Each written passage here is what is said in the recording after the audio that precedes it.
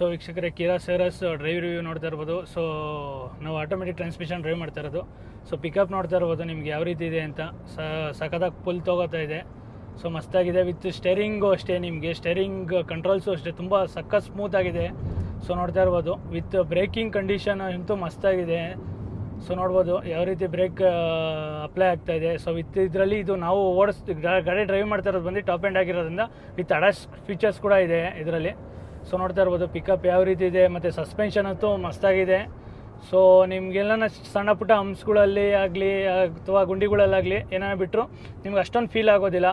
So ಅದೆಲ್ಲ ಒಂದು ಒಳ್ಳೆ ಕೂಲ್ ಫೀಚರ್ಸು. ಮತ್ತು ಇದು ರೈವಲ್ಸ್ಗಳೆಲ್ಲ ಹೋಲಿಸಿದ್ರೆ ಕಂಪೇರ್ ಮಾಡಿದ್ರೆ ಇದೊಂದಷ್ಟು ಫೀಚರ್ಸ್ಗಳನ್ನ ಅಲ್ಲಿ ಎನ್ಹ್ಯಾನ್ಸ್ ಮಾಡುತ್ತೆ ಇರ್ಬೋದು. ವಿತ್ ನಿಮಗೆ ಇಲ್ಲಿ ಎಡಾಸ್ ಆಗಿರೋದ್ರಿಂದ ಸೊ ಬ್ಲೈಂಡ್ ಕಾರ್ನಿಂಗ್ ನೀವೇನೇ ರೈಟ್ ಸೈಡಲ್ಲಿ ಏನನ್ನ ಇದು ಮಾಡ್ಬೇಕಾದ್ರೆ ಸೊ ಡಿಸ್ಪ್ಲೇಲಿ ನಿಮಗೆ ವಿತ್ ಕ್ಯಾಮ್ರಾ ಫೀಚರ್ಸ್ ಕೂಡ ಕೊಟ್ಟಿದ್ದಾರೆ.